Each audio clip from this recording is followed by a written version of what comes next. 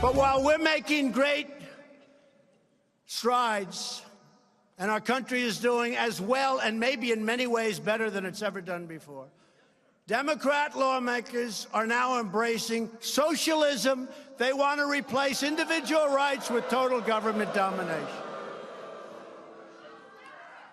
Just this week, more than 100 Democrats in Congress signed up for a socialist takeover of American health care.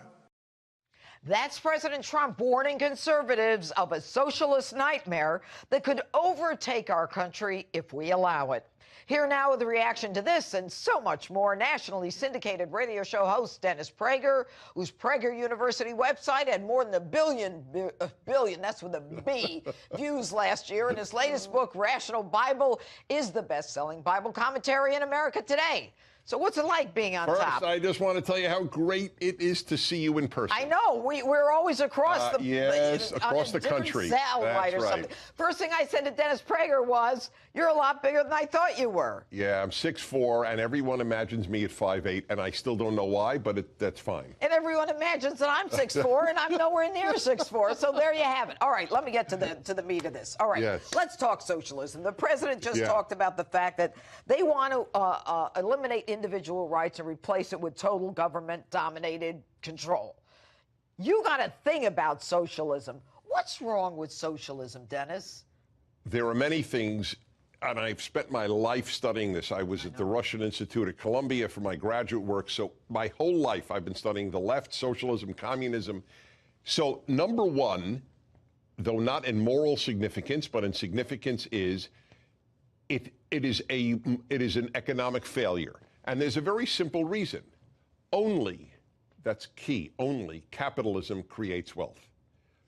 No other economic way of life, system, philosophy has ever created wealth. Socialism spends the money that capitalism creates. No one can deny that. Even leftists can't deny that.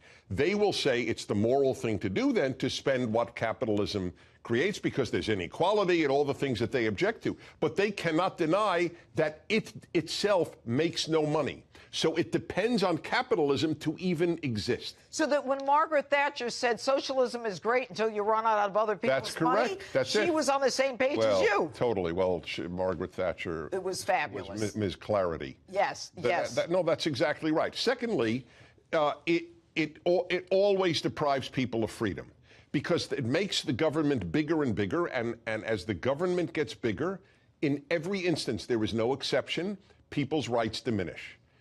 America was founded, and it's the only country founded on limited government. Okay, let me ask you this. Every candidate running for president on the Democrat side believes in socialism. The wild part about this is when Bernie Sanders ran 3 years ago, when he said he was a Democrat socialist, I think everybody kind of went, ooh. And now it's mainstream.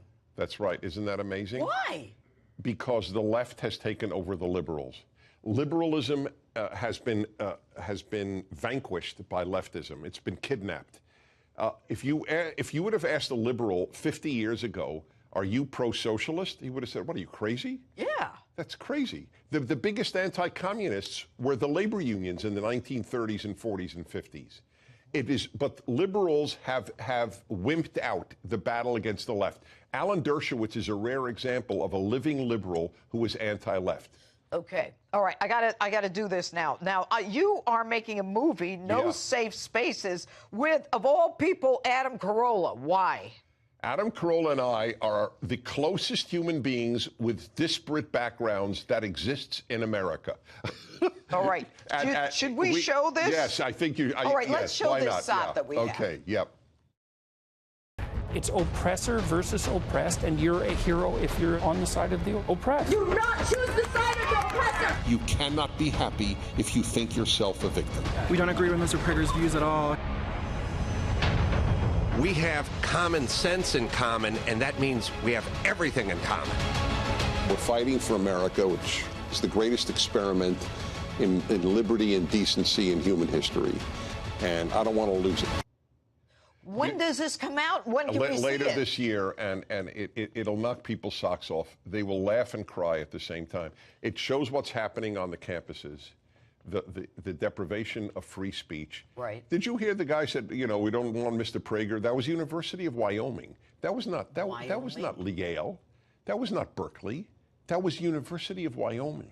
It's a whole generation coming up with completely different sense of who we are as Americans and what we stand for. That's right. Well, the young generation, look, it makes sense. My generation screwed up the next generation. All right, as a general statement, it did. I don't have a lot of time. Tell me quickly how. Okay, they made them narcissists. You have rights, no obligations. That's in it. You said a nutshell, there's your nutshell. There's a nutshell. Dennis Prager, we love having you. We look forward to having you come back. Thank you. Thanks so much.